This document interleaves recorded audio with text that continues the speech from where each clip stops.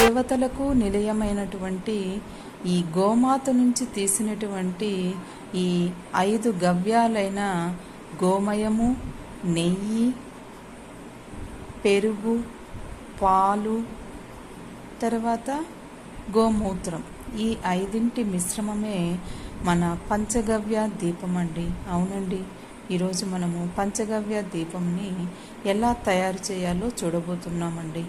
ఈ ఈ 5 గవ్యాలను మనము మెత్తగా ముద్దగా చేసుకోండి. దానిలో కాస్త సాంబ్రాణి కూడా కలుపుకోండి. సాంబ్రాణి కలపడం వలన దానికి జిగురుతనం అనేది వస్తుందండి.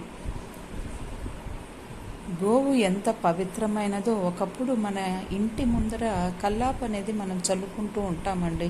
కల్లాపు చల్లుకోవడం వలన చాలా వరకు క్రిమి కీటకాలను ఇంటిలోనికి రానికుండా అడ్డుకుంటుందండి. అందుకే మనోళ్ళు కల్లాపు చల్లడం వలన పాజిటివ్ ఎనర్జీ అంటూ ఉంటారు. కాబట్టి ఒకప్పుడు ఎన్నో వర్షాలు వచ్చినప్పుడు ఆ క్రిమి కీటకాలు అనేది ఇబ్బంది ఎక్కువగా ఉండేదండి.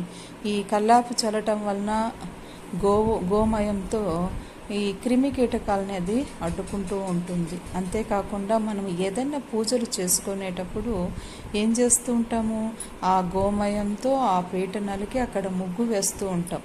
అంతేకాకుండా మళ్ళీ మనం కామాక్షి దీపాలు అలాంటి దీపాలు వెలిగించేటప్పుడు గోమయము కింద ముద్దలాగా పెట్టి పైన దీపాలు పెట్టి వెలిగించేవారమండి. ఆ విధంగా మన హిందూ మతాచారాలలో అన్నిటికన్నా అగ్రస్థానం వహించినది గోవేనండి.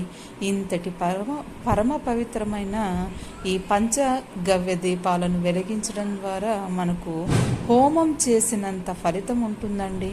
హోమంలో ఉపయోగించే ఆవు పేడ, నెయ్యి, పాలు, పెరుగు అనేవి ఎంతో పవిత్రమైనవి కదా. కాబట్టి మనం ఈ పంచగవ్య దీపాలను ఇంట్లో వెలిగించడం వలన హోమం చేసినప్పుడు వచ్చేటువంటి ఎనర్జీ ఎంత ఉంటుందో ఈ దీపాలను వెలిగించడం ద్వారా కూడా అంతటి ఫలితమే వస్తుందండి.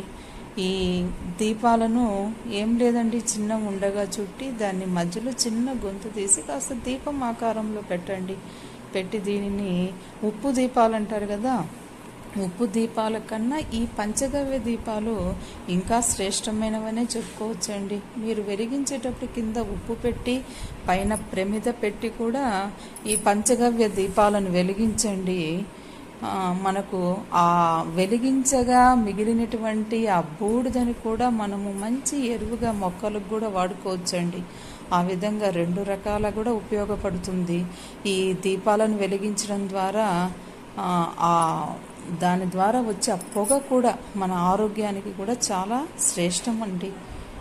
చూడండి ఇదెంత ఈజీగా ఉంటుందో. మీకు పేడ అనేది దొరుకుతూ ఉంటుంది.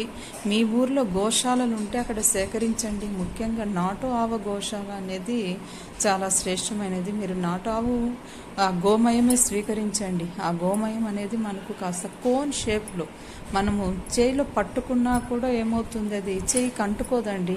అలాంటి గోమయం అనేది చాలా శ్రేష్టమైనది. అది గోశాలలో దొరుకుతూ ఉంటుందండి. చూడండి దాన్ని సేకరించండి. ఇంకా గోమూత్రం కూడా దొరుకుతుంది.